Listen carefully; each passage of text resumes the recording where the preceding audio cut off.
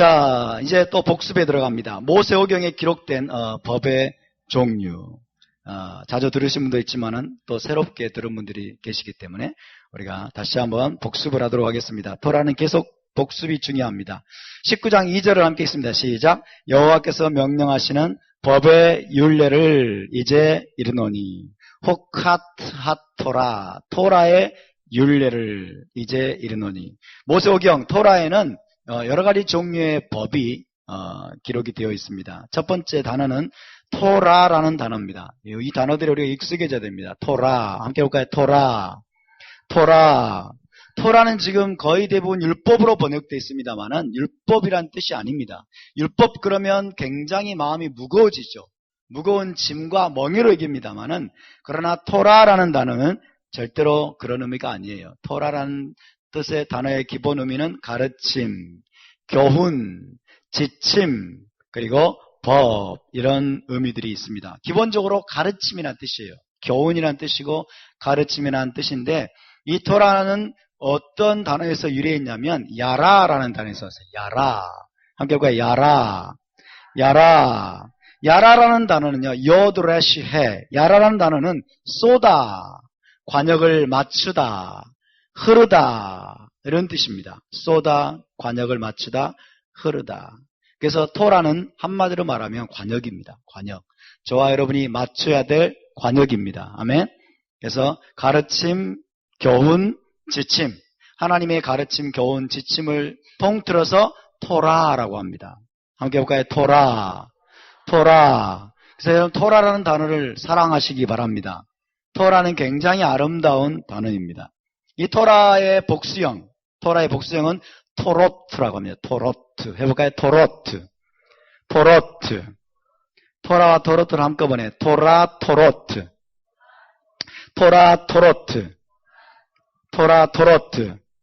그래서 이 토라는 개별적인 법 하나하나를 토라라고 말하기도 하고, 모세오경 전체를 또 토라라고 말하기도 합니다. 그런가 하면은 또 히브리어 성경, 구약 성경 전체를 또 토라라고 부르기도 합니다.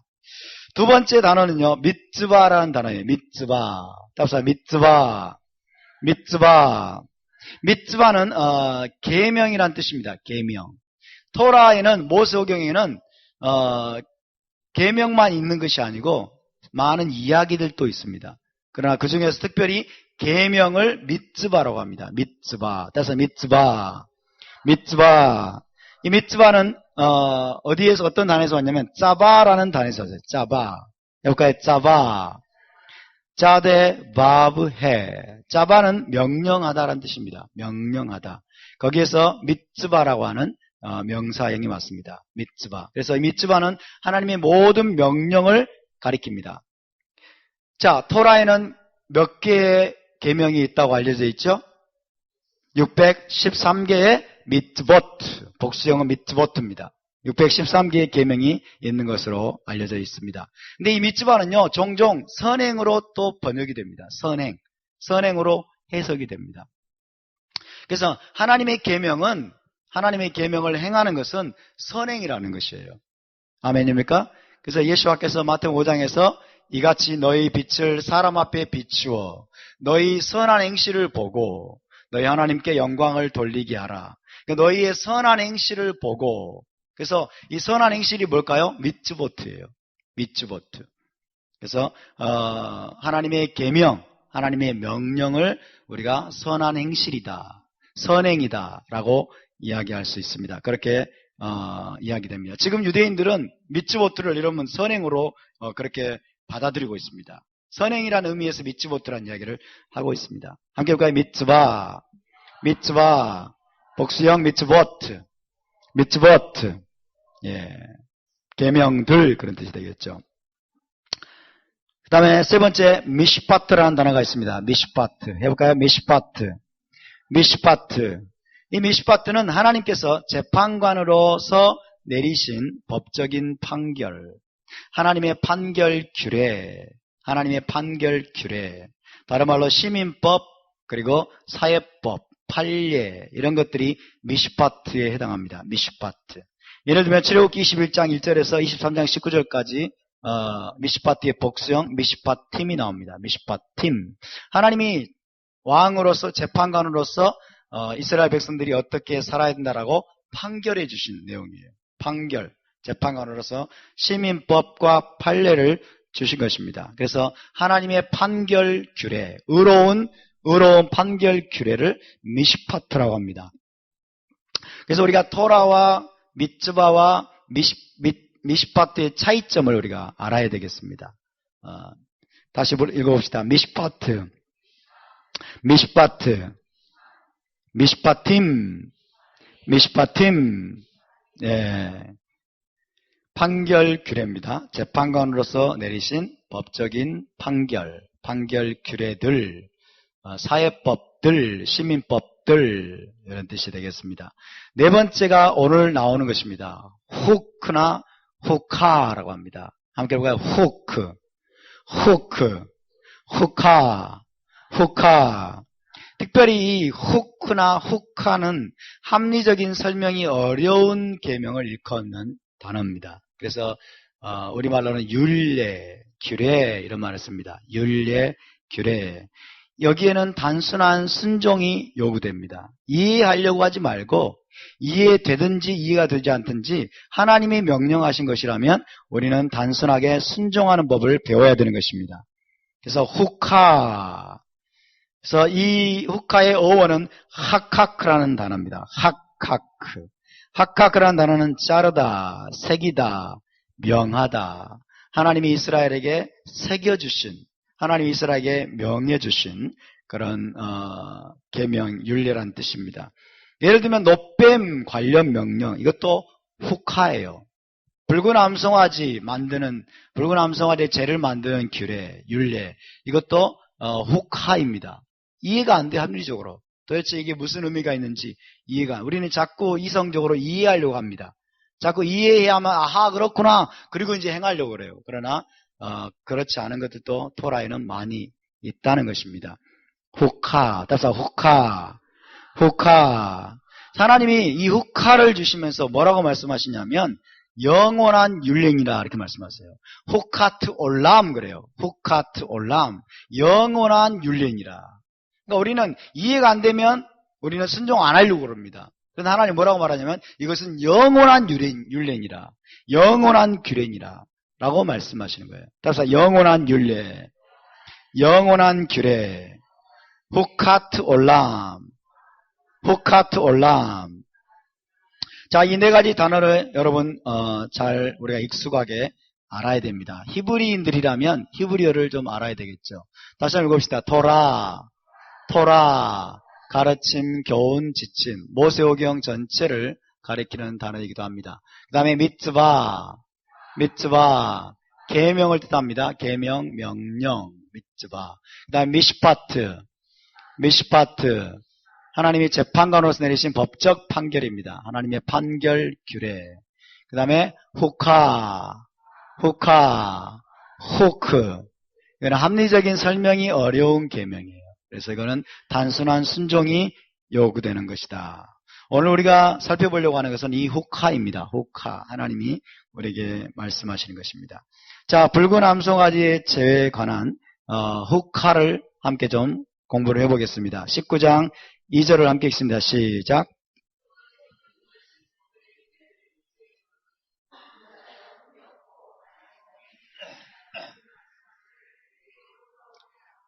예, 하나님이 이스라엘에게 지금 주시는 붉은 암송아지 관련 율례 굉장히 중요한 것입니다. 이걸 우리 이방인 기독교인들은 이걸 전혀 알지 못합니다. 전혀 알지 못하는데 그러나 이것은 결코 가벼운 율례가 아니에요. 붉은 암송아지를 히브리어로 파라아두마라고 부릅니다. 해볼까요? 파라아두마. 예, 파라라는 게 암송아지라는 뜻이고요. 아두마라는 게 붉은 이런 뜻이에요. 그래서 파라아두마. 붉은 암송아지 율례가 왜 필요했을까요? 배경을 살펴보면요. 광야 40년 동안은 죄와 죽음으로 점철된 기간이에요. 죄와 죽음. 광야 40년의 이스라엘 백성의 여정을 한마디로 말하면 죄와 죽음으로 충만했던 기간입니다. 죄와 죽음. 늘 죄를 범하잖아요. 늘 죄를 범하고 그러다가 죽임당하고 수만 명이 막 죽임당하고 죄와 죽음으로 점철된 기간이었어요. 그래서 40년간 약 120만 명 이상이 죽었습니다. 20세 이상으로 싸움에 나갈 만한 자, 그렇죠? 60만 3,550명. 60만 3,550명. 20세 이상으로 싸움에 나갈 만한 자. 참 이게 애워지네요. 참 기가 막힙니다. 반복하다 보니까 애워지는 거예요. 애우려고 한 것도 아닌데. 60만 3,550명, 이 사람들 한 사람도 들어가지 못하리라. 그렇죠? 갈렙과 여호수아를 제외하고는 들어가지 못. 다 광야에서 죽을 것이라고 말씀했어요. 그 부인들까지 다 생각한다면 또 이야기하면 120만 명 이상이 다 죽었다라고 얘기할 수 있습니다. 120만 명 이상이 죽습니다. 하루에 몇 명이 죽었을까요? 그러면 계산해 보면. 계산 빠르신 분. 800명? 80명 아닐까요?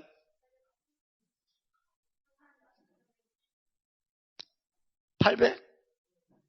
800 엄청난데 그러면? 내가 80인데, 그죠? 80여 명이 죽었어요, 하루에. 날마다 80여 명이 40년 동안 죽은 거예요. 날마다 80여 명이 40년 동안 죽었어요. 이것도 아주 기적입니다. 기적입니다. 어쨌든, 계속 죽음이 이스라엘 진영을 떠나지 않은 거예요. 죽음의 그림자가. 그렇죠? 죽음의 그림자가, 죄와 죽음의 그림자가 이스라엘 진영을 떠나지 않았다. 이거는 무슨 말이냐면 이스라엘이 신체적인 부정함에 그대로 노출되어 있었다는 거예요.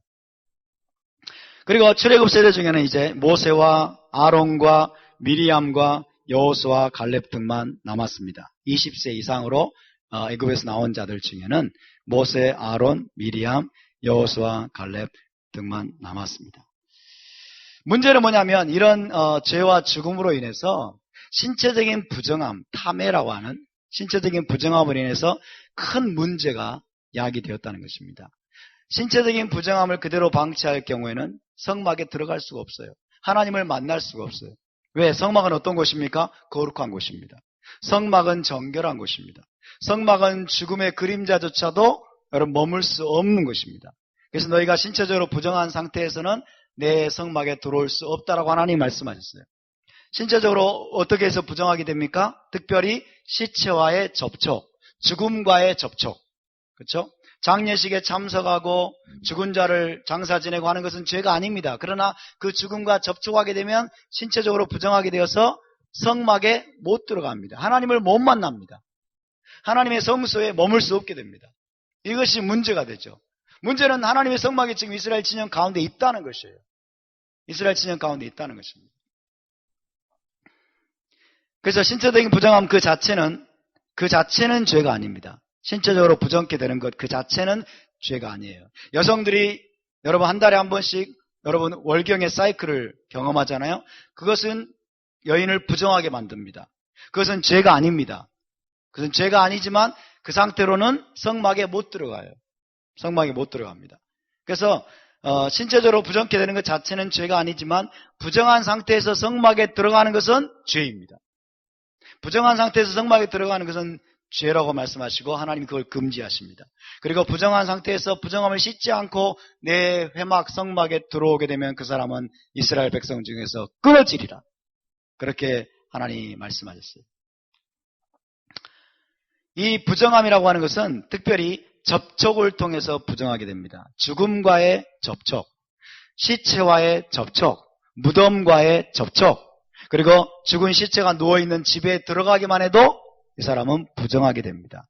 그래서 신체적 부정함은 특별히 접촉을 통해서 부정케 됩니다. 특히 사람의 시체는 부정함의 가장 강력한 근원이 됩니다. 사람의 시체는 부정함을 사람들에게 전이시키는 가장 강력한 부정함의 근원이 되고 문둥병자도 역시 부정함을 감염시키는 가장 강력한 근원이 됩니다. 그리고 기타 율출병자, 월경 중인 여성들 그들과 접촉을 하기만 해도 신체적으로 부정하게 되어서 성막에 못 들어갑니다. 하나님 앞에 못 나가게 됩니다. 어쨌든 주된 이 경로는 뭐냐면 접촉입니다. 접촉을 통해서 부정케 된다 하는 것이에요. 그래서 일반적인 부정은 일반적인 부정은 물에 전신을 담그는 정결례만 하면 됩니다. 물에 몸을 담그는 정결례만 하고 그 다음에 저녁이 지나면 이 사람은 다시 정결케 됩니다. 일반적인 사람이 시체와 접촉하지 않으면 일반적인 부정은 물에 그냥 몸을 담그기만 하면 돼요. 그리고 저녁이 지나면 이제 다시 정결함이 회복이 됩니다. 그러면 성막에 다시 들어갈 수 있어요. 하나님 앞에 나갈 수 있습니다. 그러나 문제는 뭐냐면 이 사람의 시체로 인해서 부정하게 된 경우에요. 사람이 시체로 인해서 부정하게 된 경우에는 정결케 되는데 며칠이 걸립니까? 7일이나 걸립니다. 사람의 시체와 접촉하고 장례식에 참석하고 무덤을 만지고 뭐 이런 종류로 인해서 부정하게 되면 7일 동안 정결 과정을 거쳐야 돼요. 그리고 특별히 붉은 암송아지의 잿물로 씻어야 돼요. 그냥 물에다 몸만 담그면 안 됩니다. 붉은 암송아지의 재로 만든 물을 뿌림을 받아야만 정결하게 돼요. 7일이 걸리고 그 다음에 붉은 암송아지의 잿물로 씻어야만이 정결케 된다. 근데 아까 제가 말씀드렸죠. 광야의 기간은 어떤 기간이에요? 죄와 죽음으로 점철된 기간. 사람의 시체 냄새, 사람의 죽음의 그림자가 가득했고 거의 모든 이스라엘 백성들이 다 죽음과 사람의 시체와 접촉한 거예요. 그래서 하나님이 지금 붉은 암송아지를 죽여가지고 암송아지를 잡아서 재를 만들고 그 잿물을 만드는 율례를 주고 계시는 것입니다. 자, 죄와 죽음으로 가득했던 광야 생활. 광야 생활이 죄와 죽음으로 가득했다. 부정함으로 가득했다는 것이죠. 광야 생활은 오늘날 우리의 삶을 상징합니다. 오늘날 우리의 삶을 상징하죠. 지금 우리의 삶은 죄와 죽음으로 점철되어 있어요. 우리 늘 죽음과 접촉하고 있습니다. 늘 부정한 것들과 접촉하고 있습니다. 지금 이 땅에 살고 있는 대부분의 사람들이 거의 100% 사람들이 다 부정한 상태예요. 신체적으로는. 자, 이것을 로마서 5장 12절에 이렇게 말씀합니다. 시작. 그러므로 한 사람으로 말미암아 죄가 세상에 들어오고 죄로 말미암아 사망이 들어왔나니 이와 같이 모든 사람이 죄를 지었으므로 사망이 모든 사람에게 이르렀느니라. 사망이 모든 사람에게 이르렀어요. 아담 한 사람으로 말미암아 죄가 들어왔습니다. 그리고 사망이 들어왔습니다. 그리고 그 사망으로 인한 부정함을 아담이 씻김을 받았습니까? 못 받았습니까? 씻김을 못 받았기 때문에 어떻게 됐어요? 모든 사람에게 그 부정함을 감염시켰어요. 접촉을 통해서 부정케 되는 원리, 그렇죠? 접촉을 통해서 부정케 되는 원리가 가동이 된 것입니다. 그래서 여러분, 현 세상은 올라마저로 불리는 현 세상, 우리가 살고 있는 이 현 세상은 광야입니다. 광야로 비유됩니다. 광야와 같은 시간입니다. 이스라엘 백성들의 광야 생활이 죄와 죽음으로 여러분 가득했던 것처럼 우리가 지금 지나가고 있는 광야 생활인 이 현 세상도 죄와 죽음과 그로 인한 부정함으로 지금 여러분 가득한 시기라고 이야기할 수 있겠습니다. 그래서 하나님 앞에 지금 우리가 온전하게 나가는데 많은 제약을 받습니다. 자, 이스라엘의 광야 생활을 보시면 하나님에 대한 죄와 죽음 그리고 그로 인한 부정함으로 점철된 시간이었어요. 그래서 이것들을 해결하지 못하면 성막에 들어갈 수가 없습니다. 하나님의 처소에 들어갈 수가 없죠. 많은 사람들이 죽었습니다. 고라의 반역으로 많은 사람들이 죽고 그 다음에 약속의 땅에 들어가기를 거부해가지고 또 많은 사람들이 죽고 노뱀, 불뱀 사건으로 또 많은 사람들이 죽고 엄청나게 많은 사람들이 죽었어요. 그들을 여러분 장사 지내고 그 시체와 접촉함으로 인해서 또 많은 이스라엘 백성들이 하나님 앞에 나갈 수 없는 상태가 되었습니다. 그래서 하나님이 이 부정함의 문제를 특히 다루고 있는 겁니다. 부정함의 특징은 전염성이 있다는 거예요. 아까 말씀드렸죠? 부정함의 특징은 전부는 아닙니다만은 대부분 전염성을 갖습니다. 접촉을 통해서 다른 대상을 부정하게 만듭니다. 접촉을 통해서. 그래서 접촉이 중요합니다. 그래서 이 부정함을 씻김받지 않으면, 잘 보세요. 부정함을 씻김받지 않으면 첫 번째, 접촉하는 모든 대상을 부정하게 만듭니다. 두 번째, 하나님의 성소, 정결하고 거룩한 곳에 들어갈 수가 없습니다. 특별히 시체로 인해서 부정하게 된 사람은 사람이 시체를 만지고 여러분 무덤을 만지고 그로 인해서 부정하게 된 사람은 자기만 부정한 게 아니에요. 그와 접촉하는 모든 사람을 여러분 부정하게 만듭니다. 그러니까 접촉을 통해서 부정케 되는 거예요. 여러분, 우리가 하나님을 모르는 자들과의 접촉을 조심해야 됩니다. 아멘. 물론 그들에게 복음을 전해주고 그들에게 다가가야 되지만은 그들 안에 있는 부정한 것들이 여러분 접촉을 통해서 우리 안에 흘러 들어오지 않도록 우리는 조심해야 돼요. 아멘. 접촉이 여기서 키워드입니다. 접촉. 접촉을 통해서 전염된다는 것입니다. 자, 아담의 범죄를 볼까요? 아담이 여러분 지식나무에 손을 대서 범죄했습니다. 죄를 범하고 그로 인해서 사망을 짊어졌어요. 아담이 처음으로 사망을 맛보게 되었어요. 하나님으로부터 끊어지는 영적 사망, 육적인 사망도 짊어지게 됐어요. 죄를 범했습니다. 영적으로 그는 부정한 자가 되었어요. 육적으로도 물론 부정한 자였겠지만은 여러분, 죄를 범하는 순간 죄는 우리를 영적으로 부정하게 만듭니다. 아멘. 그래서 아담은 영적으로 부정한 자예요. 부정한 자가 되었어요. 그래서 하나님의 처소에서 에덴 동산에서 쫓겨났습니다. 근데 문제는 아담이 자신의 죄와 부정함을 씻지를 못했어요. 씻었습니까? 못 씻었습니까? 못 씻었어요. 그렇죠? 그의 죄와 부정함을 씻지 못했기 때문에 모든 인류가 그의 부정함에 전염되었습니다. 이해되십니까? 접촉을 통해서 그리고 부정함을 씻지 않으면 그와 접촉하는 모든 이들을 부정케 하는 이 원리가 우리 인류에게 그대로 적용이 된 것입니다. 아담의 죄에 우리가 여러분 오염되고 아담의 모든 부정함에, 영적인 부정함에 우리가 전염이 되고 감염이 된 상태라고 이야기할 수 있겠습니다. 그 다음에 에덴 동산으로 여러분 돌아가는 것은 어떻게 해야 됩니까? 에덴 동산으로 돌아가려면 죄와 죽음과 그리고 부정함을 해결해야 돼요. 죄와 죽음의 문제 그리고 부정함의 문제를 해결해서 다시 정결케 되어야 됩니다. 자, 예수와의 보혈은, 주님의 피는 모든 죄와 부정함을 씻습니다. 아멘.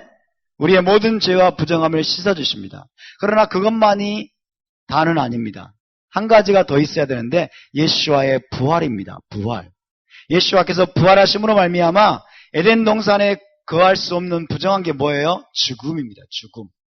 주님이 죽음을 이기셨습니다. 사망을 이기셨습니다. 할렐루야. 그래서 우리 주님은 썩지 않고 죽지 않는 여러분 몸으로 부활하셔가지고 이미 에덴 동산 혹은 올람 하바에 주님은 지금 이미 들어가셨습니다. 먼저 들어가셨습니다. 할렐루야. 우리가 에덴 동산에 다시 돌아가려면 이것들을 해결해야 됩니다. 죄 문제 그리고 부정함의 문제 이것들을 먼저 해결해야 되고 두 번째 죽음의 문제를 해결해야 됩니다. 다시는 죽지 않고 다시는 썩지 않고 여러분 사망하지 않는 몸을 입어야 돼요. 그래야 여러분 우리가 에덴 동산에서 하나님을 만날 때 여러분 부정하지 않게 되는 것입니다. 아멘. 할렐루야. 우리에게 보혈을 주신 예수와를 찬양합니다. 그러나 그것만이 아니라 부활하신 주님을 찬양합니다. 그리고 주님이 다시 오실 때 우리가 부활하게 될 것입니다. 죽음을 이기게 될 것입니다. 사망을 이기게 될 것입니다. 거기에는 다시 사망이 있지 않을 것입니다. 왜? 사망은 부정한 것입니다. 죽음은 부정한 것입니다. 죽음의 그림자조차도 에덴 동산 안에 머물 수 없습니다. 근데 그 죽음이 어디서부터 왔습니까? 죄로부터 왔습니다. 그래서 하나님 우리 주님은 죄 문제를 해결하시고 더불어서 사망도 해결하신 분이십니다. 죄와 사망과 모든 부정함을 여러분 주님이 해결하셔서 우리로 하여금 에덴 동산으로 돌아가게 하시는 것입니다. 할렐루야!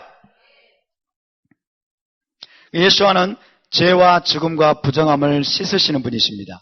자, 로마서 5장 14절부터 우리 함께 천천히 이걸 보면서 함께 봉독합니다. 시작. 그러나 아담으로부터 모세까지 아담의 범죄와 같은 죄를 짓지 아니한 자들까지도 사망이 왕노릇하였나니 아담은 오실 자의 모형이라. 한 사람의 범죄로 말미암아 사망이 그 한 사람을 통하여 왕노릇하였은즉 더욱 은혜와 의의 선물을 넘치게 받는 자들은 한 분 예수와 마시아크를 통하여 생명 안에서 왕노릇하리로다. 그런즉 한 범죄로 많은 사람이 정죄에 이른 것 같이 한 의로운 행위로 말미암아 많은 사람이 의롭다 하심을 받아 생명에 이르렀느니라. 한 사람이 순종하지 아니함으로 많은 사람이 죄인 된 것 같이 한 사람이 순종하심으로 많은 사람이 의인이 되리라. 이는 죄가 사망 안에서 왕노릇한 것 같이 은혜도 또한 의로 말미암아 왕노릇하여 우리 주 예수와 마시아크로 말미암아 영생에 이르게 하려 함이라. 할렐루야. 아담 한 사람을 통해서 여러분 그의 죄와 그의 부정함과 그의 사망이 우리 모든 인류에게 감염되었습니다. 왜? 그가 씻김받지 못했기 때문에, 그걸 처리받지 못했기 때문에. 그러나 그것들을 해결하기 위해서 여러분 마지막 아담 예수와께서 오셨습니다.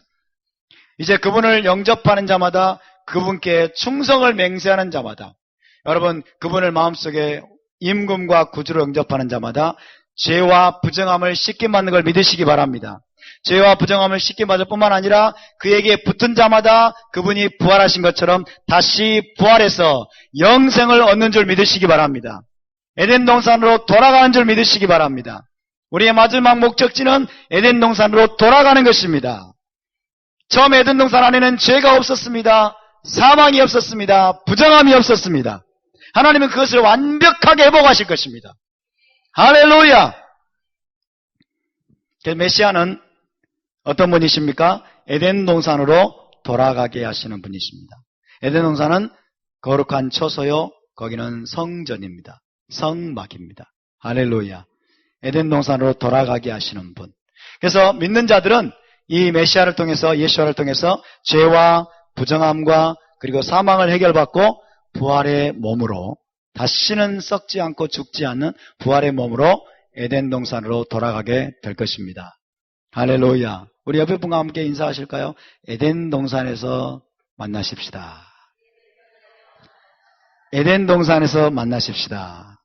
다시 한번 이렇게 하겠습니다. 이 광야에서 엎드러지지 말고, 이 광야에서 멸망당하지 말고 에덴 동산에서 만나십시다. 할렐루야. 아멘입니까? 에덴 동산에서 저와 여러분이 함께 여러분 정말 빛나는 얼굴로 만나뵐 수 있게 되길 바랍니다. 그것이 우리의 목적지입니다. 하나님 우리를 그것으로 인도하고 계십니다. 자, 붉은 암송아지의 재와 정결케 하는 물을 만드는 율례를 좀 자세히 살펴보겠습니다. 다시 19장 2절입니다. 시작. 여호와께서 명령하시는 법의 율례를 이제 이르노니 온전하여 흠이 없고 아직 멍에매지 아니한 붉은 암송아지를 내게로 끌어오게 하고. 자, 이 율례가 왜 중요합니까? 성막 예배의 필수적인 성결 요건입니다. 성막 예배. 성전에서 예배하기 위해서는, 성막에 들어가기 위해서는 어떻게 해야 돼요? 모든 부정함을 씻어야 되기 때문에. 시체로 말미암은 죽음과의 접촉을 통한 모든 부정함을 씻어야 되기 때문에 이 붉은 암송아지 율례는 여러분 너무나 중요한 것입니다. 자, 신체적으로 부정한 자는 누구도 성막에 들어갈 수 없습니다. 누구도 성전에 들어갈 수 없습니다. 하나님께 가까이 갈 수 없다는 뜻이에요. 그래서 부정함은 성전을 더럽히기 때문입니다. 부정함은 성전을 더럽히기 때문에 그런 자는 죽임을 당하리라고 말씀하십니다. 그래서 성전에 들어가서 예배하기 원하는 자는 반드시 부정함을 씻어야 됩니다. 여러분 에덴 동산에 돌아가기를 원하십니까? 에덴 동산에 돌아가기를 원한다면 여러분 반드시 부정함을 씻어야 됩니다. 죄와 그리고 모든 영적인 부정함을 씻어야 됩니다. 아담으로부터 우리가 감염된, 물려받은 모든 죄와 부정함을 여러분 다 씻어야 됩니다. 그리고 사망의 문제도 해결해야 됩니다. 하나님이 지금 이걸 말씀하고 있는 거예요. 이스라엘 백성들에게 이 율례를 주시는 이유는 너희가 시체로 말미암아 부정케 됐느냐? 그 자체는 죄가 아닐 수는 있지만 그러나 그 상태에서 내 성소에 못 들어온다는 거예요. 내 성전에 못 들어온다. 왜? 하나님의 왕궁은 여러분 생명으로 충만한 곳입니다. 하나님의 왕궁은 부정한 것들은 발도 붙일 수 없는 것입니다. 죽음의 그림자는 발붙일 수 없는 것입니다.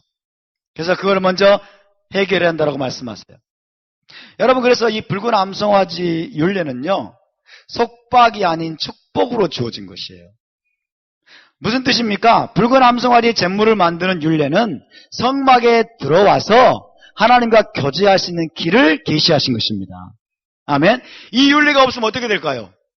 붉은 암송아지의 이 재를 만들고 정결케 하는 물을 만드는 율례를 하나님이 이스라엘 백성에게 주지 않았더라면 어떻게 됐을까요? 이들은 영원히 성막에 못 들어가는 거예요. 영혼이 해막에 못 들어간 거예요. 하나님의 영광을 여러분 경험하지 못하는 거예요. 그래서 광야 생활 내내 이들이 죄와 죽음으로 더럽혀지고 부정케 된 그 현실을 하나님이 타개하기 위해서, 그럼에도 불구하고 너희들이 성막에 들어와서 나를 만나고 나를 예배할 수 있는 길을 하나님이 열어주시기 위해서 붉은 암송아지 율례를 주신 줄 믿으시기 바랍니다.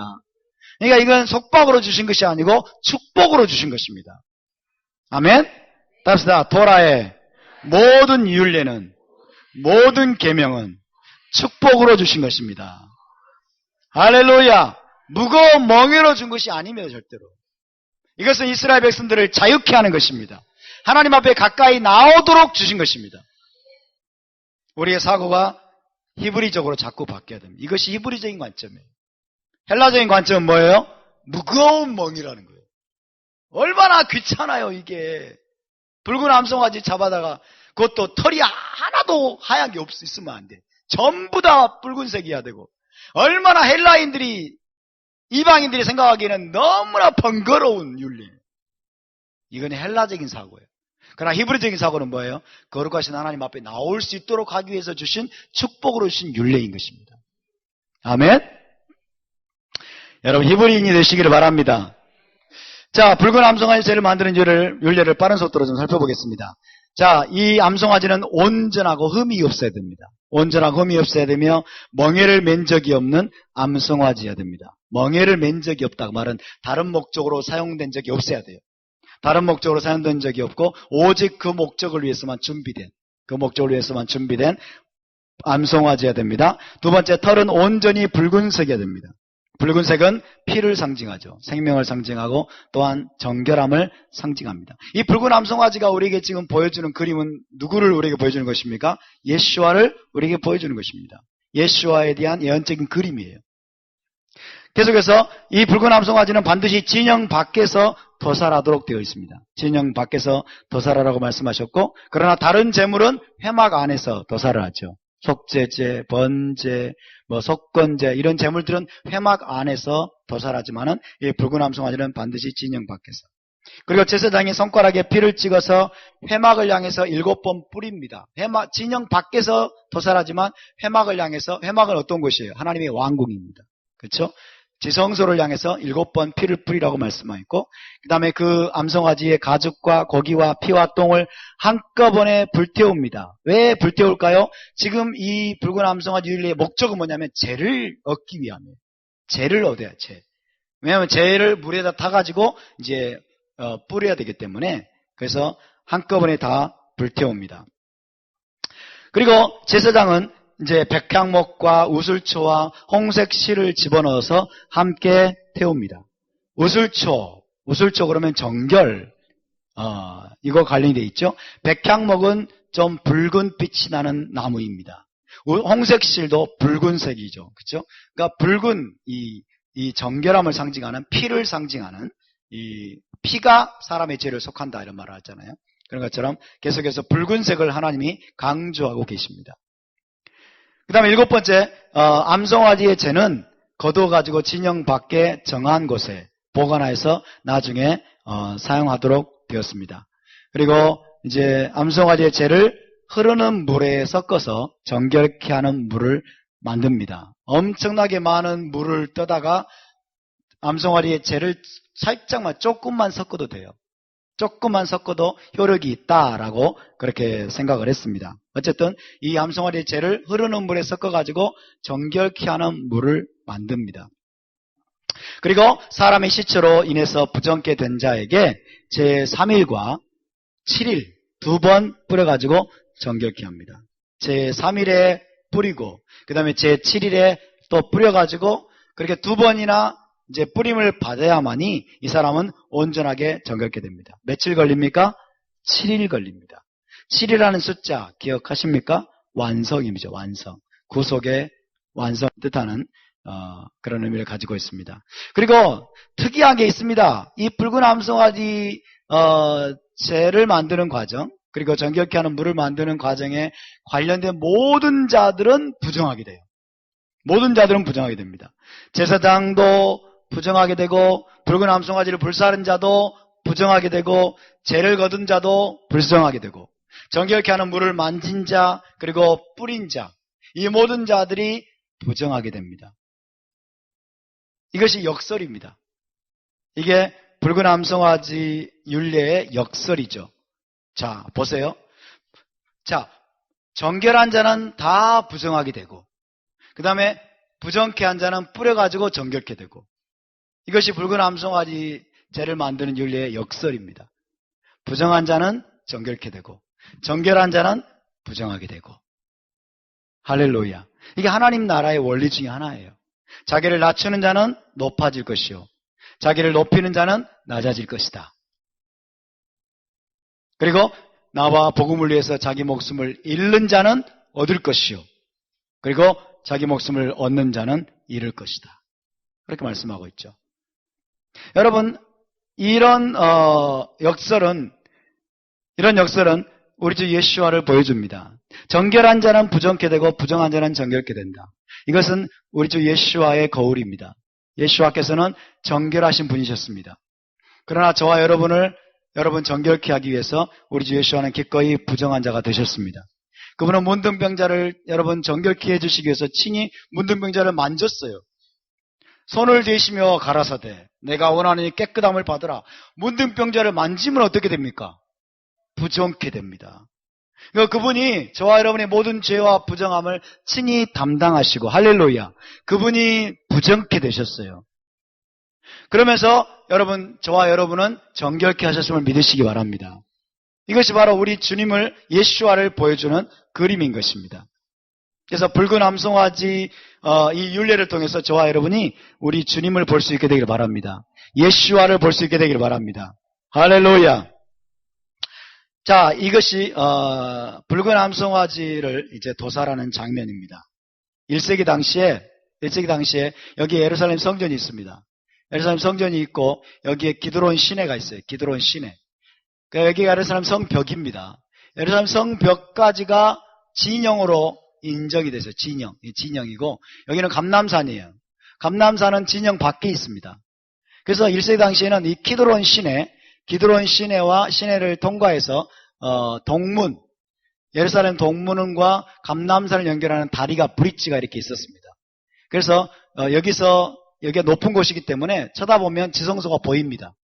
그래서 여기다 나무를 쌓아놓고 여기다가 이제 붉은 암송아지를 여기다 누입니다. 그래서 이 붉은 암송아지가 지성소를 바라보도록, 얼굴이 지성소를 바라보고 누이고, 여기서 이제 지성소를 바라보면서 이 붉은 암송아지 재를 만드는 것이죠. 우슬초와 그다음 홍색 실과 백향 이런 것들을 여기다 함께 넣어가지고 태웁니다. 제사장은 먼저 이거 태우기 전에 피를 7번 지성소를 향해서 뿌리고, 그래서 이 붉은 암송아지 이 재를 만드는 지금 의식을 이렇게 준행했다는 것이죠. 이것이 여러분 탈무드와 미시나에 나와 있는 내용입니다. 이런 식으로 1세기 때 실제적으로 하나님의 언약 백성인 이스라엘 공동체가 이 붉은 암송아지 재를 만드는 율례를 집행을 했다는 것입니다. 그만큼 중요한 것이에요. 굉장히 중요한 내용. 왜 중요합니까?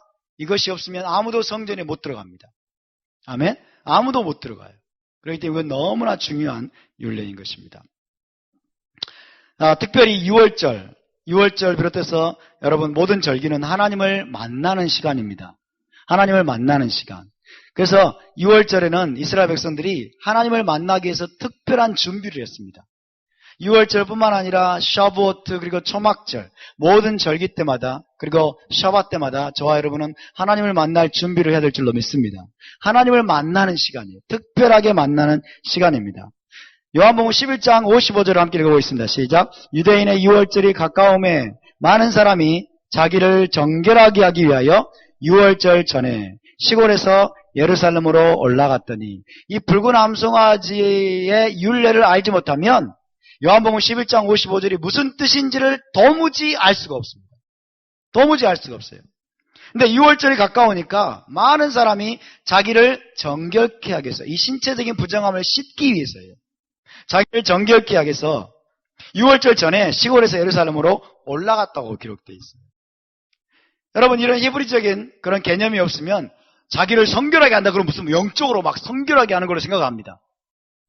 그러나 그것이 아니고 붉은 암송아지의 잿물, 그 잿물을 뿌려가지고 제3일과 7일에 뿌려가지고 정결케 하기 위해서 예루살렘으로 올라가는 거예요. 그거를 요한복음 11장이 이야기하고 있습니다. 이해되십니까? 지금 하나님 만날 준비를 하는 거예요. 하나님 만날 준비를 하는 것입니다. 그래서 여러분 6월절은 어떤 절기입니까? 성전에서 여러분 희생제사를 드리고, 그렇죠? 6월절 어린 양을 잡죠? 희생제사를 드리고 또 6월절 세데르, 여러분이 드셨던 그 세데르를 먹으면서 구속을 매년마다 한 번씩 체험하는 겁니다. 하나님의 애굽에서 이스라엘 백성들을 구속한 그 감격을 다시 체험하는 기간이죠.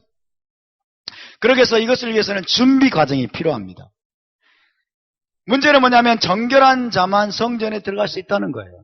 정결한 자만 성경엔 성전에 들어갈 수 있고 정결한 자만 희생제물을 먹을 수 있습니다. 양고기를 먹을 수 있는 자, 신체적으로 정결한 자만이 먹을 수 있어요. 부정한 자는 참여할 수 없어요.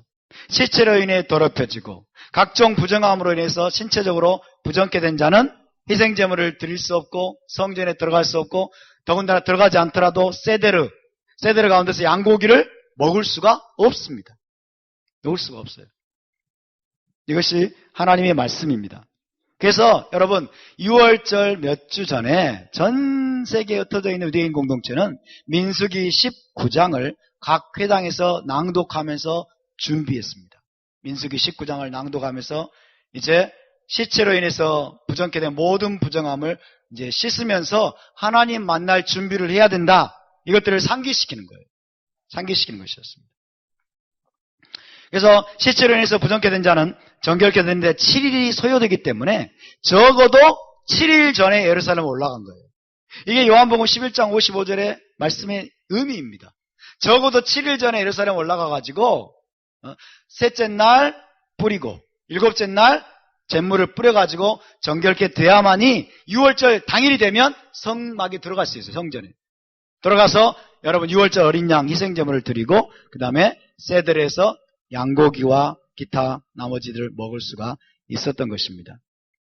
산헤드린도 여러분 준비를 했습니다. 6월절을 맞이하기 전에, 절기를 맞이하기 전에 어떤 준비를 했냐면 순례객들이 전 세계에서 오는데 순례객들 오다가 부정하게 되지 않도록, 신체적으로 부정하게 되지 않도록 예루살렘 근방의 모든 무덤들을 하얗게 회를 칠했어요. 예루살렘 근방의 모든 무덤에 하얗게 회칠을 해두었습니다. 무슨 말입니까? 저것은 무덤이니까 가까이 가지 말라는 거예요. 저것은 무덤이니까 가까이 가지 말라. 그렇게 회칠을 했습니다. 그래서 여러분 1세기 당시에 유대인들의 무덤은 어떤 무덤입니까? 동굴이죠. 동굴이기도 하고 그 다음에 또 어떤 무덤이 있었냐면 가난한 자들은 동굴이 없으면 평토장한 무덤이 있었어요. 평지의 무덤이 평지예요. 그래서 조심하지 않으면 무덤인지 아닌지 몰라요. 무덤인지 아닌지 모르기 때문에 그런 데다가 회칠을 해놨어요. 하얗게 회칠을 해놨습니다. 그래서 주님이 뭐라고 하세요? 회칠한 무덤이요 그랬잖아요. 바리새인들에게 회칠한 무덤이요. 그 말이 여기서 온 거예요.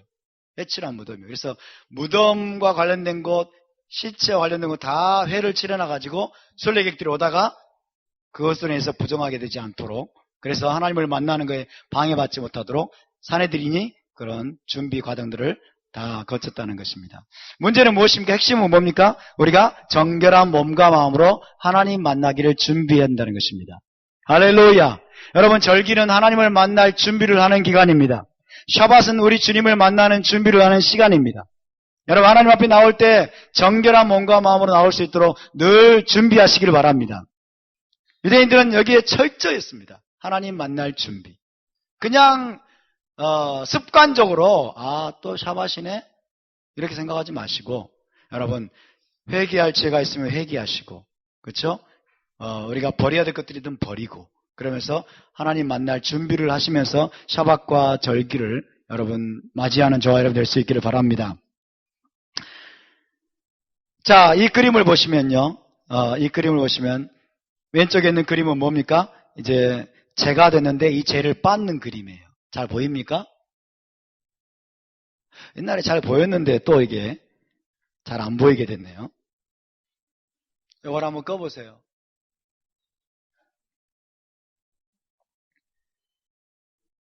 네, 잘 보이죠, 이제?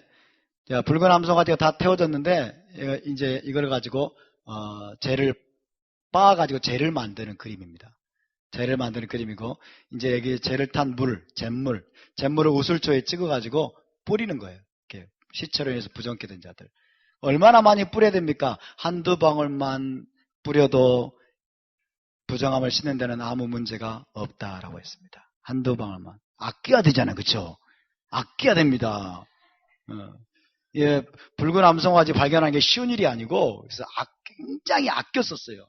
그래서 재는 조금 넣고 물은 엄청나게 많은 물에 재를 조금 넣고 잿물을 만들어요. 뿌릴 때도 아껴서. 그래서 재를 찧어서 거둔 다음에 물에 섞어서 정결케 하는 물을 만듭니다. 그리고 시체로 인해서 부정케 된 자에게 제3일과 7일에 뿌려서 정결케 됐습니다. 왜 3일과 7일일까요? 제3일은 부활의 날입니다. 3일 만에 부활하신 부활의 날이에요. 7일은 뭡니까? 구속의 완성이죠. 그렇죠? 제3일은 예수와의 부활이고요. 7일은 믿는 자들의 부활입니다. 할렐루야. 예수와께서 부활하심으로 여러분 우리의 부정함을 씻으시고 우리가 제7일 주님이 다시 오시면 우리 모두가 부활해서 여러분 에덴 동산으로 돌아가게 될 것입니다. 할렐루야. 하나님의 규례는 얼마나 정확한지 모릅니다. 자, 붉은 암송아지의 죄와 미스테리, 이 신비에 대해서 좀 다시 나누겠습니다. 자, 모세부터 시작해가지고 제2성전기까지 총 9마리의 붉은 암송아지가 희생되었다고 합니다. 총 9마리. 그렇죠? 수백 년이 아니에요. 1500년 거의. 1500년 정도 되는 기간에 총 9마리의 붉은 암송아지가 희생됐다. 그 말은 이들이 얼마나 이걸 아껴 썼는지를 알 수 있어요. 정말 이걸 아껴 썼습니다. 미시나에 따르면요, 모세로부터 제2성전이 파괴될 때까지 총 9마리의 붉은 암송아지로부터 정결의 물을 위한 제가 준비가 됐습니다. 그래서 첫 번째 암송아지는 모세, 그리고 두 번째는 에스라에 의해서 주관이 됐습니다. 그리고 이후에 7번의 의식을 주관한 대제사장들의 이름도 미시나에 다 기록이 되어 있습니다. 그런데 여러분, 중세 위대한 토라학자로 알려진 마이모니데스는 예언적으로 이렇게 기록했습니다. 10번째 붉은 암송아지는 왕, 즉 메시아에 의해서 실행될 것이다. 그가 속히 나타나시기를. 아멘. 하나님의 뜻대로. 10번째 붉은 암송아지 잿물은 여러분 메시아이신 왕께서 오셔가지고 그 잿물을 준비하실 것이라는 얘기입니다. 이것이 여러분 고대 유대인들의 전통이 됐어요. 그래서 10번째 붉은 암송아지는 메시아 시대와 연관된 것으로 알려져 있습니다. 그래서 여러분 이 말대로 지난 2000년간 붉은 암송아지가 사라져버렸어요. 지난 2000년간 붉은 암송아지가 사라졌다가 이제 이 마지막 때에 지금은 붉은 암송아지가 발견되어서 준비되어 있는 상태입니다. 이것이 뭡니까? 메시아가 속히 오실 것이라고 하는 강력한 사인입니다. 아멘.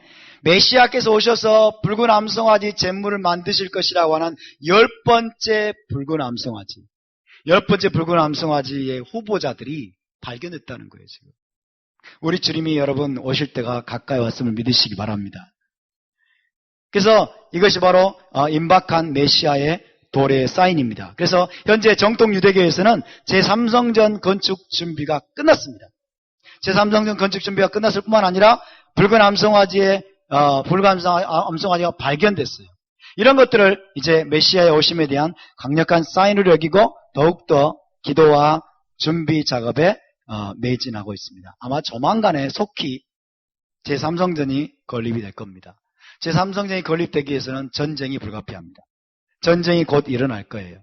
그래서 이란과의 한판 전쟁, 아이시스나 이 아랍과 이슬람과의 큰 전쟁이 아마 있을 것이고 그 결과로서 아마 제3성전이 건립이 될 것입니다. 그런데 제3성전과 이 붉은 암송아지 잿물의 딜레마가 있어요. 문제가 있습니다. 딜레마가 뭔지 말씀드릴게요. 자, 현 상태, 여러분 현재 전 인류가 시체와 직감적으로 접촉을 해가지고 의식상의 부정함에 모두 물든 상태예요. 저와 여러분은 부정한 자입니다. 우리 옆에 분에게 한번 상기시켜 줍시다. 부정한 자요. 예, 부정한 자요. 한번 해주세요. 부정한 자요. 부정한 자여. 예, 우리 모두는 부정한 자입니다. 신체적으로. 이해되십니까? 여러분 영적으로 부정한 자라는 뜻이 아니고요. 영적으로 부정한 뜻이 아니고 우리 모두가 시체와 접촉했어요. 우리 모두 죽음과 접촉했어요. 나는 태어나서 죽음과 시체와 한 번도 접촉한 적이 없다. 손 들어보세요. 아무도 없죠? 그렇죠? 장례식장에 다 가보셨죠? 가족들의 죽음 장례식을 다 참여해 보셨죠? 그럼 여러분은 신체적으로 부정한 자입니다. 그 신체적인 부정함을 씻으려면 뭐가 필요해요? 붉은 암송아지 잿물이 필요한데 그 잿물로 뿌림받은 사람 손 들어보세요. 아무도 없죠? 그러니까 옆에 분에게 다시 한번 부정한 자요. 예. 우리는 모두 신체적으로 부정한 자입니다.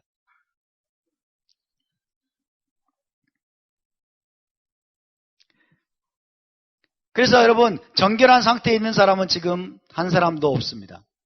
문제는 뭐냐면 성전 의식에는 정결한 자만 참여할 수 있다는 거예요.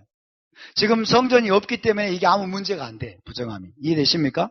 성전이 없기 때문에 그냥 안 들어가면 되잖아요. 성전에 안 들어가면 아무 문제가 안 돼요. 근데 성전 의식은 성전이 딱 세워지면은 성전에 들어가고 성전 의식에 참여할 자들은 오직 정결한 자들만 참여합니다. 잿물로 그래서 이들은 먼저 씻김을 받아야만이 여러분 성전에 들어갈 수 있고 성전 의식에 참여할 수 있습니다. 아멘입니까? 성전에 안 들어가면 되지. 여러분이 그렇게 생각할지 모르지만은 성전에 하나님의 영광이 임해 있는데 안 들어가실 거예요? 예? 예루살렘 성전이 다시 세워지게 되면 거기에 쉐카이나 영광이 하나님의 영광이 다시 임할 겁니다. 하나님이 다시 성전에 임하실 것입니다. 그래서 우리 모두는 성전에 들어가서 그 하나님을 만나고자 하는 거룩한 갈망을 가지게 될 겁니다. 그러려면 우리에게 잿물이 필요하다는 거예요. 붉은 암송아지처럼 만든 정결케 하는 물이 필요하다는 거예요. 그래서 여러분에게 말씀드리고 싶은 것은 뭐냐면 잿물이 없으면 성전이 아무 소용이 없다는 거예요. 그렇죠? 붉은 암송아지의 재로 만든 정결케 하는 물이 없으면 제사장도 못 들어가요. 그 누구도 성전 의식을 집행할 수 없어요. 성전 의식이 무용지물입니다. 그러니까 성전 의식이 본격적으로 가동이 되려면 한 가지에 달려있다는 거죠. 한 가지. 그게 뭐예요? 붉은 암송아지에 잿물이 있어야 돼요. 이해되십니까? 잿물로 먼저 씻김을 받아야 됩니다. 근데 이 재를 만드는 의식은 반드시 신체적으로 정결한 제사장에 의해서 집행이 돼야 돼요. 신체적으로 정결한 제사장이 이 의식을 집행을 해야 돼요. 그리고 송아지를 잡는 자, 태우는 자, 재를 거두는 자, 잿물을 뿌리는 자 모두 다 신체적으로 정결한 자여야 돼요. 정결한 자여야 돼요. 그래서 붉은 암송아지 의식에 참여하는 자들은 먼저 과거에 만들어둔 잿물로 자신을 정결케 한 후에야 참여할 수 있었습니다.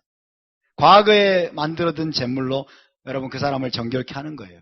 정결케 하고 난 다음에 그 제사장이 그 의식을 여러분 주관하고 그 다음에 다른 사람들도 거기에 참여할 수 있었습니다. 근데 문제는 뭐냐면 현재는 과거에 만들어둔 붉은 암송아지의 재가 혹은 잿물이 없다는 거예요. 와, 그럼 어떻게 됩니까? 어떻게 돼요? 제3성전을 짓고자 하는 그들의 모든 노력이 허사예요. 그렇죠? 아무 의미가 없어요. 아무 의미가 없어요. 근데 여러분 민수기 19장을 보면은 민수기 19장 제사장 엘르아살이 이 의식을 주관하게 되어 있는데 이 제사장 엘르아살도 시체로 인해서 부정한 상태였어요. 그래서 이 사람도 붉은 암송아지 의식을 주관할 수가 없었습니다. 그래서 이것을 우리가 어떻게 해석을 하냐면 첫 번째 붉은 암송아지의 죄는 모세의 권위로 준비했다라고 합니다. 모세의 권위로. 그러니까 모세의 권위에 의해서 이것이 가능케 되었다 하는 거예요. 제사장 엘르아살도 비록 시체론에서 부정했지만은 그러나 모세의 지위는 특별한 지위였어요. 이해되십니까? 하나님이 이스라엘 가운데 모세의 지위는 아주 특별한 지위였습니다. 그래서 모세는 그 모든 것들을 뛰어넘는 존재였어요. 그래서 모세의 권위로 모세가 그냥 명령한 거예요. 모세의 권위로 이 붉은 암송아지 의식을 집행을 했습니다. 마찬가지로 10번째 붉은 암송아지의 재를 만드는 의식. 이것도 역시 모세와 같은 선지자인 예수와께서 오셔서 그분의 권위로 준비할 것입니다. 아멘. 메시아의 권위로 준비가 될 것입니다. 할렐루야. 그래서 유대인들이 제3성전을 여러분 짓기는 지을지 모르겠지만은 메시아가 오지 않으면 여러분 이것은 다 소용없는 일입니다. 메시아가 다시 오실 것입니다. 그분이 오셔서 붉은 암송아지 제물을 다시 준비하게 하실 것이고, 그분이 오셔서 여러분 성전의 모든 것들이 다시 풀 가동되게 될 것입니다. 할렐루야. 그래서 성경은 메시아께서 오시게 되면 성전을 다시 지을 것이라고 예언하고 있는 것입니다. 이것이 붉은 암송아지 저와 관련된 미스테리입니다. 미스테리. 이것들 여러분이 충분히 좀 이해하실 필요가 있습니다. 자, 이것이 바로 지금 발견되어 있는 붉은 암송아지예요. 붉은 암송아지. 몇 마리가 발견됐는지 모르겠지만은 이렇게 붉은 암송아지가 이렇게 있습니다. 철저하게 검사합니다. 유대인들은 철저하게 검사해가지고 계속해서 검사하다가 나중에 그 중에서 하얀 털이 2개 이상 있으면 이거는 실격이에요. 2개 이상 하얀 털이 있으면 안 돼. 계속 검사합니다. 그래서 계속해서 검사하고 또 관리하는 모습을 지금 보여주고 있습니다. 자, 이 정도 하고요. 이제 물로 인한 불평과 무리바 사건을 넘어가 보도록 하겠습니다. 20장 2절, 3절, 5절을 읽습니다. 시작. 회중이 물이 없으므로 모세와 아론에게로 모여드니라. 백성이 모세와 다투어 말하여 이르되 이곳에는 마실 물도 없도다.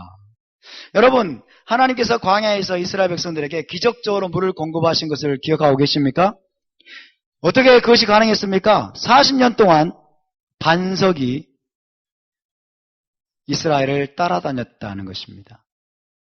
여러분, 광야에는 물이 없는 곳이에요. 근데 광야에서 얼마나 많은 물이 필요했을지 한번 생각해 보세요. 그렇죠? 광야에서 그들이 여러분 소도 있고 염소도 있고 양도 있고 많은 가축들이 있습니다. 300만 명 이상의 사람들 뿐만 아니라 많은 가축들까지도 먹여야 돼요. 물이 없다면, 물이 단 하루만 없어도 이건 곧 죽음이에요. 곧 죽음입니다. 그런데 출애굽기 17장에 여러분 반석에서 쪼개가지고 물이 나온 이후로 물로 인해서 불평했다는 기록이 없어요. 그렇죠? 그래서 뭐냐면 하나님이 40년 동안 기적적으로 물을 공급했다는 뜻입니다. 선하신 하나님을 찬양합니다. 기적적으로 물을 공급했는데 그것이 어떻게 가능했습니까? 여러분, 쪼개어져서 물이 나왔던 그 반석이 이스라엘을 따라다녔다는 거예요. 와, 믿어지십니까? 반석이 쿵쿵쿵쿵 이스라엘 따라다닌 거예요. 쪼개져가지고 물이 나왔던 그 반석이 이스라엘을 따라다녔대. 그래야 물을 공급했다는 거예요. 이것은 제 이야기가 아니고 유대 현인들의 이야기일 뿐만 아니라 사도 바울의 이야기입니다. 사도 바울이 그렇게 이야기하고 있어요. 광야에서 물은 생명보다 소중한 것입니다. 출애굽기 17장에서 반석에서 나온 물을 마신 이후에 이스라엘은 물로 인해서 불평한 적이 없었습니다. 왜? 40년 동안 그 반석이 그들을 따라다니면서 물을 공급했기 때문이다. 이렇게 유대 현인들은 해석을 했습니다. 사도 바울은 여러분 그 해석을 물려받고 있습니다. 고린도전서 10장 4절 읽습니다. 시작. 다 같은 신령한 음료를 마셨으니 이는 그들을 따르는 신령한 반석으로부터 마셨으며 그 반석은 곧 마시아 크시라. 메시아께서 따라다닌다. 그들을 따르는 신령한 반석으로부터 마셨다라고 말합니다. 그들을 따라다녔다는 거예요. 온 이스라엘 백성들이 다 같이 그 신령한 물을 40년 동안 마셨는데 이는 그들을 따라다녔던 신령한 반석으로부터 그들이 그 물을 마셨는데 이 반석은 바로 메시아가 그 반석이었다고 사도 바울은 이야기하고 있습니다. 할렐루야. 뭐 그 반석이 문자적으로 따라다녔든지 안 따라다녔든지 중요한 것은 메시아께서 이스라엘과 함께 하시면서 여러분 모든 물을 공급하셨음을 믿으시기 바랍니다. 그런데 40년이 지났습니다. 40년 후에 가데스에서 처음으로 물로 인해서 이스라엘이 또다시 하나님께 불평합니다. 공교롭게도 미리암의 죽음 직후에 물 공급이 중단된 것처럼 보입니다. 미리암이 죽자마자 물이 끊겼어요. 물이 없어져 버렸어요. 그래서 유대인들은 어떻게 해석하냐면 광야 40년간 미리암 덕택에 물이 계속 공급되었다라고 해석합니다. 그러니까 미리암의 그 의로운 행실로 말미암아, 미리암의 그 덕성으로 말미암아 하나님이 미리암을 생각하셔서, 의인을 생각하셔서 하나님이 이스라엘 백성들에게 모든 물을 공급하셨다. 그렇게 이야기합니다. 미리암이 물론 모세를 비방하는 그런 죄는 범했지만, 그러나 전체적으로는 하나님이 의인 미리암을 생각해서 이스라엘에게 물을 공급하셨다. 그렇게 이야기를 하는 것이죠. 자, 미리암이 누굽니까? 여선지자입니다. 미리암은 여선지자고, 첫 번째로 갈대 상자에 담겨있는 모세를 지켜보면서 모세가 누구죠? 바로의 딸에게 양자로 입양되고, 그 다음에 다시 자기 어머니에게서 젖을 먹으면서 자라도록 하는 일에 결정적인 기여를 한 사람이 미리암입니다.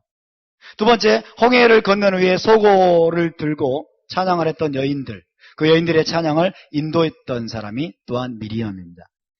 그리고 이처럼 40년간 이스라엘 여성들의 지도자였을 뿐만 아니라 묵묵히 모세의 중보자와 모세의 후원자 역할을 했던, 전체적으로는 의인이었던 미리암, 여선지자 미리암의 그 삶을 유대인들은 기억하는 것입니다. 그래서 이제 광야에서 이스라엘 백성들이 마셨던 우물을 Well of Miriam이라고 합니다. 미리암의 우물이다, 그렇게 이야기를 합니다. 그래서 미리암 때문에, 미리암으로 말미암아 하나님이 이스라엘 백성들에게 물을 공급했는데, 미리암이 가데스에서 죽었어요.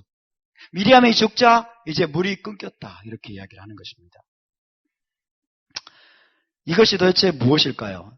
자, 20장 1절에서 2절을 보겠습니다. 시작. 첫째 달에 이스라엘 자손 중 곧 온 회중이 신광야에 이르러 백성이 가데스에 이르더니 미리암이 거기서 죽음에 거기에 장사되니라. 회중이 물이 없으므로 모세와 아론에게로 모여드니라. 미리암이 죽었어요, 가데스에서. 근데 곧바로 2장에서는 히브리어로 말하면 베가 있습니다. 바브가 있어요.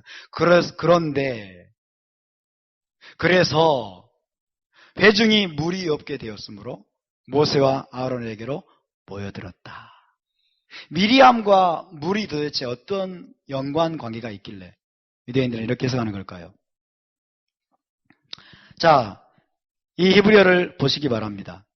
이것이 미리암의 이름입니다. 미르얌. 열고까지 미르얌이에요. 미르얌. 그래서 맴, 레시, 요드, 맴입니다. 그런데 여러분, 이 레시를 빼버리면 마임이 됩니다. 그래서 이 레시는 뭐냐면 머리란 뜻이고요, 사람이란 뜻이고 우두머리란 뜻이에요. 그래서 미르얌은 어떤 의미가 되냐면 물의 우두머리다. 물의 우두머리다. 혹은 물의 공급을 책임진 사람이다. 그런 의미를 내포하고 있습니다. 물과 관련된 이름이라고 말할 수 있어요. 물의 우두머리, 미르얌. 그래서 마임 플러스 레시라고 해석할 수 있습니다. 재밌는 해석이죠. 그래서 여러분, 이 보면요, 미르얌은, 자, 이 똑같은 스펠링인데, 자음인데, 마림이라고 읽으면 쓴 이런 뜻이에요. 쓴물. 쓴물. 그 쓴물 사건도 미르얌이 연관되어 있는 것 같고, 그죠? 마림. 그 다음에 메림 그러면 높이 들다예요. 모세가 지팡이를 높이 들었어요. 반석을 치기 위해서. 그때 사용된 단어가 메림입니다. 메림. 그 다음에 모림 이러면 반역자란 뜻이에요. 모세가 지팡이를 들고 뭐라고 그랬어요? 너희 반역자들아, 유 메림 했어요. 모림. 전부 다 뭐예요? 맴, 레시, 요드, 맴. 미리암의 이름과 똑같은 자음들을 가지고 있습니다.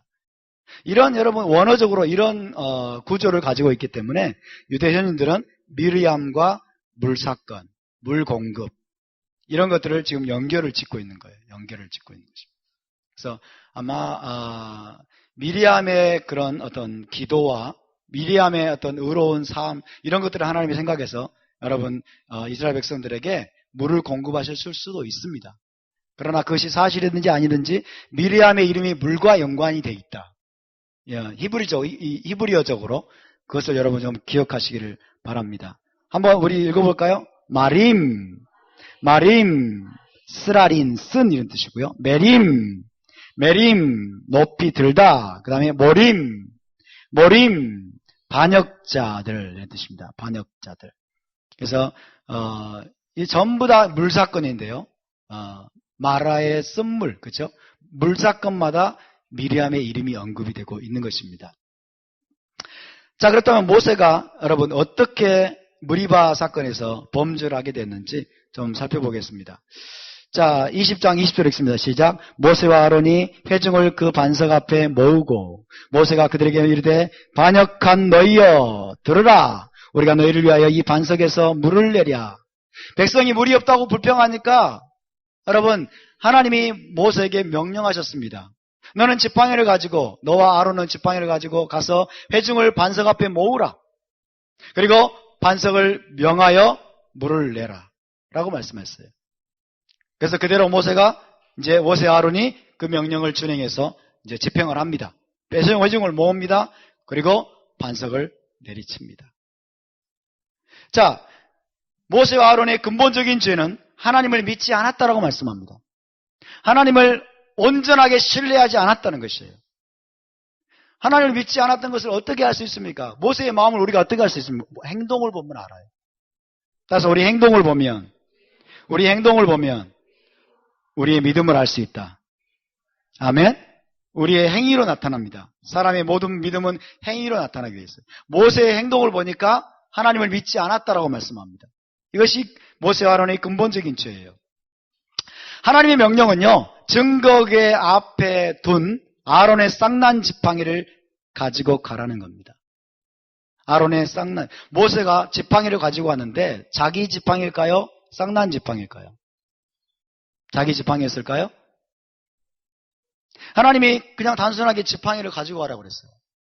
지팡이를 가지고 가라는데 그 다음 구절은 뭐라고 됐냐면 모세가 그 명령대로 여호와 앞으로부터 지팡이를 가지고 갔다라고 되어 있어요. 여호와 앞으로부터는 증거궤 앞을 말합니다. 지성소를 말합니다. 지성소에서 아론의 쌍난 지팡이를 취한 것입니다. 그러니까 하나님의 명령을 그렇게 모세는 여러분 이해한 것입니다. 증거궤 앞에 두었던 아론의 쌍난 지팡이를 가지고 가라. 아론의 쌍난 지팡이는 먼저 뭘 생각나게 만듭니까? 고라의 반역을 생각나게 만듭니다. 이스라엘의 반역을 생각나게 만든 거예요. 근데 모세가 이걸 생각했던 것 같아. 이 반역자들. 근데 하나님은 의도는 달랐어요. 반역자 이스라엘을 생각하라는 것이 아니고 아론의 지팡이에 싹이 났다는 건 뭐예요? 아론이 하나님이 택한 하나님의 리더, 대제사장이라는 것을 생각나게 만드는 거죠. 그래서 하나님의 의도는 뭡니까? 이스라엘의 반역을 상기하라는 것이 아니라 하나님의 선택받은 권위를 백성에게 보여주라는 의미로 증거궤 앞에 쌍난 지팡이를 가지고 가라는 뜻이었던 거예요. 근데 모세가 여기서 살짝 이제 빗나갔던 것 같아요. 그리고 두 번째로 회중을 모으고 그 반석에게 명하여 물을 내라고 하나님 말씀하셨습니다. 모세와 아론의 범죄는 하나님을 온전히 믿지 않은 것입니다. 첫 번째, 이스라엘에게 자비를 베풀기 원하시는 하나님이었는데 진노하시는 하나님으로 잘못 대변했어요. 하나님은 여기서 진노한 모습을 보여주지 않습니다. 자세히 읽어보시면, 그렇죠? 하나님이 이스라엘 백성에게 진노하지 않았어요. 단순하게 너는 지팡이를 가지고 아론과 함께 가서 회중을 모으고 반석을 향해서 명령해라. 내가 물을 낼 것이다. 물을 줄 것이다 라고 말씀했어요. 자비를 베풀기 원하셨어요. 근데 모세는 하나님이 또 진노했다고 생각한 거예요. 그래서 진노하신 하나님으로 하나님을 잘못 나타냈어요. 모세가 누굽니까? 하나님의 대변자입니다. 하나님의 대리인입니다. 그 누구보다도 하나님을 직접적으로 대변하는 사람이었어요. 그래서 이 모세의 범죄는 결코 적은 죄가 아닙니다. 두 번째, 이스라엘을 반역자들로 불러서 망령되이 말했습니다. 하나님의 의도는 그것이 아니었어요. 이스라엘은 여러분 하나님의 신부입니다. 아멘? 이스라엘은 하나님의 신부이고 하나님의 세굴라입니다. 근데 모세는 이스라엘을 향해서 하나님의 신부를 향해서 감히 뭐라고 불렀어요? 이 반역자들아 그랬어요. 모림이라고 불렀어요. 이스라엘을 모독한 거예요. 이스라엘을 모독한 것은 하나님을 모독하는 것이라고 이야기할 수 있어요. 그래서 이것은 망령된 말입니다. 잘못된 말이에요. 그리고 우리가 물을 내랴 그랬어요. 우리가 물을 내랴. 자기가 물을 냅니까? 하나님이 물을 내시는 거지. 그렇죠? 그래서 주님께 영광을 돌리지 않았어요. 우리가 너희에게 물을 내랴. 그리고 네 번째로 반석에게 명하지 않고 하나님의 명령대로 반석에게 명령한 것이 아니라 두 번이나 땅땅 내리쳤어요. 여러분, 반석은 절대로 한 번만 침을 당하게 돼 있어요. 출애굽기 17장에서 이미 모세는 반석을 내리쳤어요. 그렇죠? 반석은 누구를 상징합니까? 예수와를 상징합니다. 예수와는 반석을 쳤다는 것은 죽임을 당했다는 뜻이에요. 예수와는 몇 번 죽기로 되어 있습니까? 한 번 죽으셔야 돼요. 그렇죠? 그러니까 예수와의 죽음을 상징하도록 하나님이 반석을 치게 하셔서 출애굽기 17장에서 이제 여기 민수기 20장에서는 여러분 예수와는 두 번 다시 죽지 않습니다. 아멘? 그러니까 반석을 치면 안 돼. 반석을 명해야 돼요. 할렐루야. 그런데 모세는 두 번이나 내리쳤어요. 자, 이런 것들을 통해서 여러분 결국 모세와 아론은 하나님의 거룩하심을 이스라엘 가운데 나타내지 않았습니다. 그래서 이들은 가나안 땅에 들어가지 못하게 되었습니다. 모세와 아론의 죄는 결국 가벼운 죄가 아닙니다. 특별히 하나님과 가까우면 가까울수록 여러분 그의 말 한마디 한마디는 굉장히 중요합니다. 우리에게 더 많은 권위가 위임되면 위임될수록 하나님은 우리에게 더 무거운 책임을 묻습니다. 여러분이 토라를 열심히 공부하고 계시죠? 여러분이 토라를 더 깊이 이해하면 이해할수록 하나님이 여러분에게 더 큰 책임을 물으실 겁니다. 내가 너에게 가르쳐줬던 토라에 대한 그 많은 지식을 가지고 너는 어떻게 했느냐? 너는 어떻게 살았느냐? 몰랐는데요? 이렇게 말을 못해요. 그렇죠? 몰랐는데요? 못 하시겠죠? 제가 다 가르쳐 드렸잖아요. 그렇죠? 그러니까 여러분 아는 것을 절대 그치면 안 됩니다. 아멘? 하나님 우리에게 토라를 알게 하시고 공부하게 하시는 목적은 뭡니까? 우리의 삶으로 살아내라는 것입니다. 순종하라는 것입니다. 하나님 우리에게 열매를 요구하십니다. 아멘. 많이 맡긴 자에게는 많이 달라고 할 것이요. 아멘입니까? 그래서 여러분 우리는 두렵고 떨리는 마음이 있어야 돼요. 하나님 우리에게 많은 책임을 물으실 겁니다. 상급도 클 것입니다. 우리가 이 말씀대로 순종하고 토라를 열심히 준행하면 여러분 상급도 클 것입니다. 그러나 반대로 우리가 이 말씀을 듣기만 하고 행하지 아니하면 자기를 속이는 자라고 말해요. 자기를 속이는 자가 되어서 여러분 마지막 때 하나님의 징계가 있을 것입니다. 책임을 물으실 겁니다.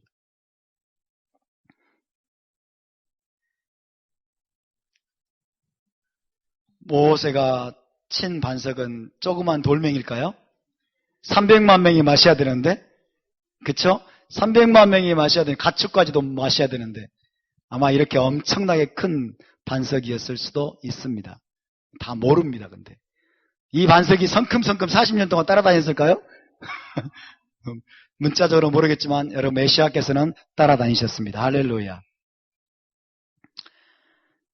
자, 머리 가서 계속해서 20장 12절입니다. 시작. 여호와께서 모세와 아론에게 이르시되 너희가 나를 믿지 아니하고 이스라엘 자손의 목전에서 내 거룩함을 나타내지 아니한 거로 너희는 이 회중을 내가 그들에게 전 땅으로 인도하여 드리지 못하리라 하시니라.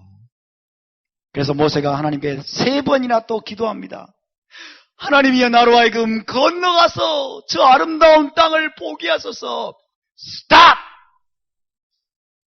집어쳐라!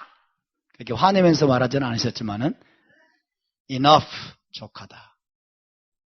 그만해라. 고마해라, 네가 나무 뿌리 수십 그루 뽑아도 하나님의 뜻은 바뀌지 않는다. 우리가 이 원리를 배워야 돼요. 3번 기도했는데 하나님의 뜻이 바뀌지 않은 것을 알고 모세는 내려놓았습니다. 그러나 많은 사람들이 오살리 순복음 금식기도원에 가가지고 40일 금식기도를 하면서 나무 뿌리를 막 뽑습니다. 자기의 뜻을 관철시키려고. 하나님이 이미 enough 하고 있는데 정말 기도하는 태도가 잘못됐어요. 기도는 내 뜻을 하나님께 관철시키는 것이 아닙니다. 아멘. 기도는 하나님의 뜻을 내 삶 속에 실현하기 위해서 하나님 앞에 기도하는 것입니다. 하나님의 뜻이 내 삶 속에 이루어지도록 기도하는 것입니다. 그리고 하나님의 뜻 앞에 내가 굴복하는 것이에요. 금식은 왜 하는 것입니까? 여러분, 내 평상시의 그 상태로는 굴복이 잘 안 되니까 육신을 쳐서 복종시켜서 굴복하기 위해서 때로는 금식을 하는 것입니다. 아멘? 근데 여러분, 하나님 앞에 무슨 단식 투쟁합니까? 머리에 띠를 메고 하나님 앞에 단식 투쟁하듯이 금식하면서 40일 금식하면서 자기 뜻을 관철시키고, 이건 정말 성경적이지 않습니다. 이건 히브리인들이 아닙니다. 이것은 헬라인들의 행태입니다. 시편 106편 33절 읽습니다. 시작. 그들이 또 무리바 물에서 여호와를 노하시게 하였으므로 그들 때문에 재난이 모세에게 이르렀나니 이는 그들이 그의 뜻을 거역함으로 말미암아 모세가 그의 입술로 망령되이 말하였음이로다. 성경이 성경을 해석하고 있죠. 그렇죠? 모세가 그의 입술로 망령되게 말했다는 거예요. 그게 뭐예요? 이 반역자들아, 우리가 너희에게 물을 내랴. 이게 다 망령된 말이죠. 모세조차도 이렇게 실수할 수 있는 인간입니다. 모세조차도 이스라엘의 어떤 반역 이런 것들에 신물이 난 것 같아요. 그래서 이스라엘의 자손들의 반역의 그 스피릿이 어느 정도 모세에게 악영향을 준 것 같아요. 그러나 마지막 모세이신 예수와는 실수가 없으신 분이십니다. 우리 주 예수와는 완전하신 분이십니다. 할렐루야! 미리암과 아론과 모세가 그래서 드디어 죽습니다. 모세의 죽음은 아직 안 나옵니다만은 이것은 새로운 세대를 위한 준비입니다. 새로운 세대. 미리암도 죽어야 되고요. 아론도 죽어야 되고 사실 모세도 죽어야 됩니다. 아무리 뛰어난 지도자라고 할지라도 새로운 세대에게 자리를 내줘야 됩니다. 아멘. 새로운 세대를 길러내야 돼요. 새로운 세대를 키워내고 길러내고 그들에게 기름 부음과 지혜와 모든 통찰력을 그대로 물려주고 물러날 수 있어야 됩니다. 할렐루야. 이것을 하나님 우리에게 또 보여주시는 것 같아요. 미리암이 언제 죽었습니까? 니산월 10일에 죽었다라고 전통적으로 알려져 있습니다. 토라에는 그냥 첫째 딸이라고만 알려져 있어요. 니산월 10일에 가데스에서 죽었습니다. 126세.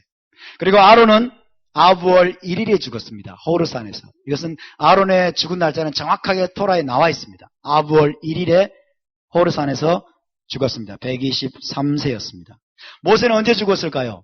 계산을 해보면 여호수아서와 이 내용들을 종합해가지고 계산해보면 아달월 7일이 나옵니다. 12번째 달. 아달월 7일 비스가산에서 죽습니다. 120세.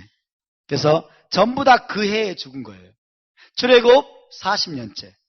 출애굽 40년째 미리암은 첫째 달에 죽고 아론은 5째 달에 죽고 그리고 모세는 12번째 달에 다 죽어서 조상에게로 하나님께로 돌아갔습니다. 여러분 모세는 출애굽의 지도자 아닙니까? 그런데 모세는 지금 어디에 있습니까? 모압 땅에 묻혀 있어요. 그렇죠? 이스라엘 땅 밖에 있습니다. 모세가 위대한 지도자, 역사상 가장 위대한 선지자가 애굽 출애굽의 구속자가 지금 이스라엘 땅 밖에 묻혀 있어요. 그 이유가 뭘까요? 이스라엘 백성과 함께 지금 약속의 땅 밖에서 엑사일, 포로 생활 가운데 있는 그림이에요. 이스라엘을 너무나 사랑해서. 그렇죠? 이스라엘의 구속자 모세로 하여금 하나님은 지금 전 세계 포로 생활 가운데 있는 이스라엘과 함께 있도록 하나님이 배려하시는 듯한 그림입니다. 그래서 나중에 메시아가 오시면 후에 모세도 부활의 몸으로 약속의 땅에 들어가게 될 것입니다. 모세와 여호수아. 메시아의 두 얼굴입니다. 메시아의 두 얼굴. 초림 메시아와 재림 메시아를 보여줍니다. 모세는 출애굽의 구속자로서 초림 메시아. 그리고 여호수아는 약속의 땅을 기업으로 이스라엘 백성에게 준 사람으로서 이제 재림 메시아를 우리에게 나타내는 것입니다. 어쨌든 미리암도 죽고 아론도 죽고 모세도 죽었습니다.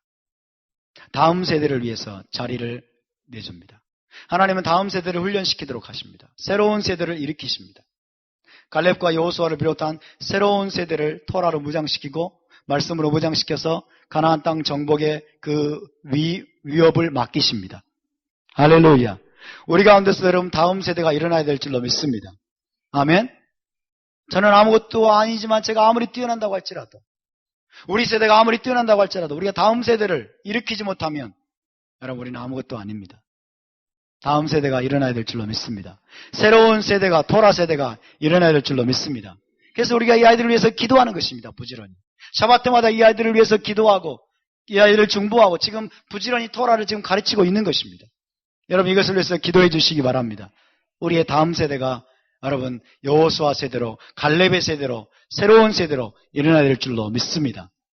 자, 우리 함께 일어나서 기도하고 오늘 마무리하도록